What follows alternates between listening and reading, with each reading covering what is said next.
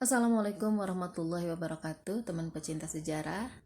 Bertemu lagi dengan saya, Anissa Amisani, di program audiobook dan masih di buku yang kedua, yaitu buku 60 Sirah Sahabat Rasulullah Sallallahu Alaihi Wasallam.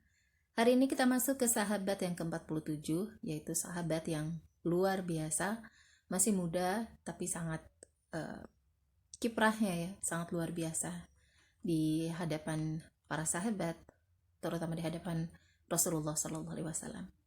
Sahabat ini bernama Usamah bin Zaid. Teman pecinta sejarah semua, selamat menyimak. Usamah bin Zaid, orang kesayangan Rasulullah dan putra dari orang kesayangan Rasulullah. Khalifah Umar bin Khattab sedang membagikan uang kas negara kepada rakyatnya. Ketika tiba giliran Abdullah bin Umar, Khalifah memberikan bagiannya. Dan ketika tiba giliran Usamah bin Zaid, Khalifah Umar memberinya bagian 2 kali lipat dari bagian putranya, Abdullah. Khalifah Umar menyesuaikan besarnya bagian seseorang dengan keutamaan dan jasanya untuk Islam. Karena itu, Abdullah khawatir kalau kedudukannya dalam Islam berada pada urutan terakhir. Padahal ia sangat mengharapkan agar dengan ketaatan, perjuangan, sikap zuhud, dan kesolehannya ia bisa berada di posisi terdepan di sisi Allah. Maka ia menanyakan perbedaan bagian yang diterimanya. Mengapa bagian Usamah lebih besar daripada aku? Padahal aku ikut dalam peristiwa-peristiwa penting, sementara Usamah tidak. Khalifah menjawab, Usamah lebih disayangi Rasulullah daripada kamu, dan ayahnya lebih disayangi Rasulullah daripada ayahmu. Nah, siapakah orang yang dirinya dan ayahnya lebih disayangi Rasulullah daripada Ibnu Umar dan Umar? Dialah Usamah bin Zaid. Para sahabat menjulukinya sebagai orang kesayangan dan putra dari orang kesayangan. Ayahnya adalah Zaid bin Harithah, pelayan Rasulullah yang lebih diutamakan daripada ayah, ibu, dan keluarga Rasul sendiri. Dialah Usamah yang pernah diharapkan oleh Rasulullah di depan kaum muslimin.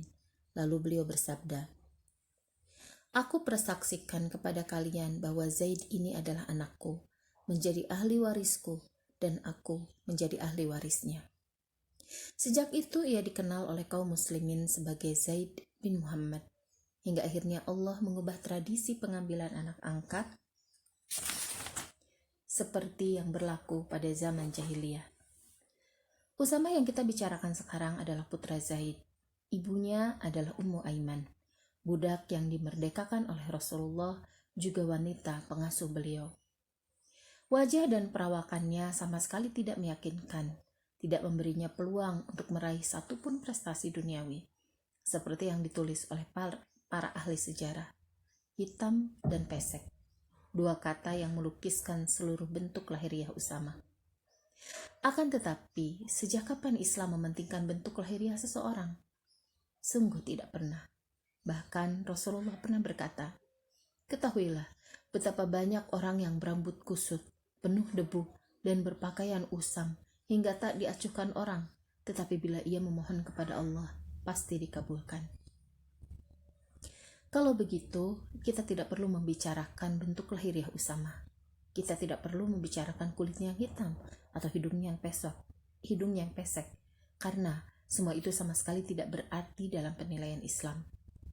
Marilah kita lihat sampai di mana tingkat loyalitasnya, bagaimana perjuangannya, bagaimana jiwanya yang besar, dan bagaimana hidupnya yang penuh perjuangan.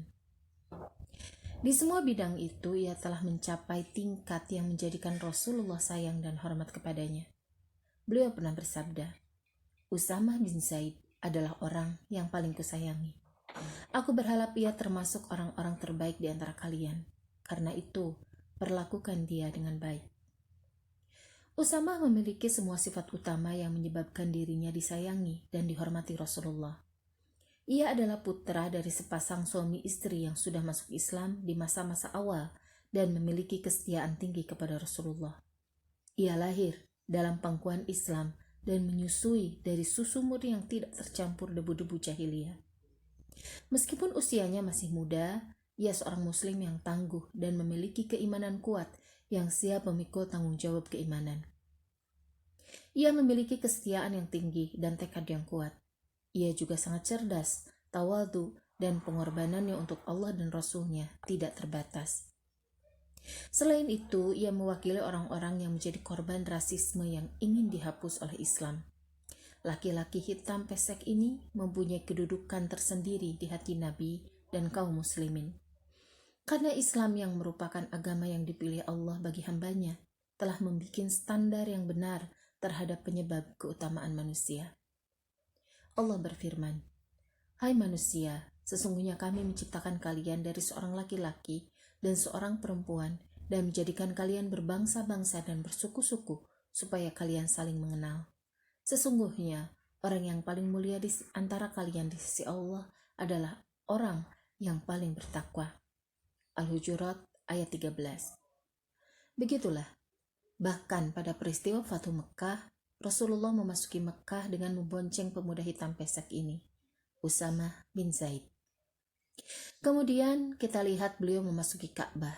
Di saat-saat yang paling mengharukan dan penuh kemenangan itu, diapit oleh Bilal dan Usamah di kanan dan kiri beliau. Dua lelaki yang tubuh mereka dibungkus oleh kulit yang hitam pekat. Tetapi Islam yang memenuhi rongga dada mereka yang luas dan suci, telah mengubah mereka menjadi manusia agung dan mulia. Dalam usianya yang masih muda, belum 20 tahun, ia telah diangkat oleh Rasulullah sebagai panglima satu pasukan besar, di mana Abu Bakar dan Umar sebagai prajuritnya. Sebagian kaum muslimin kurang berkenan dengan kepemimpinan Usamah.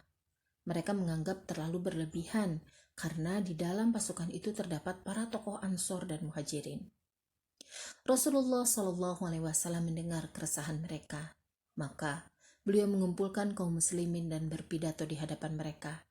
Setelah mengucapkan pujian kepada Allah, beliau bersabda, "Sebagian orang kurang berkenan dengan kepemimpinan Usamah bin Zaid. Sebelumnya, mereka kurang berkenan dengan kepemimpinan ayahnya, meskipun ayahnya layak menjadi panglima. Usamah pun layak menjadi panglima.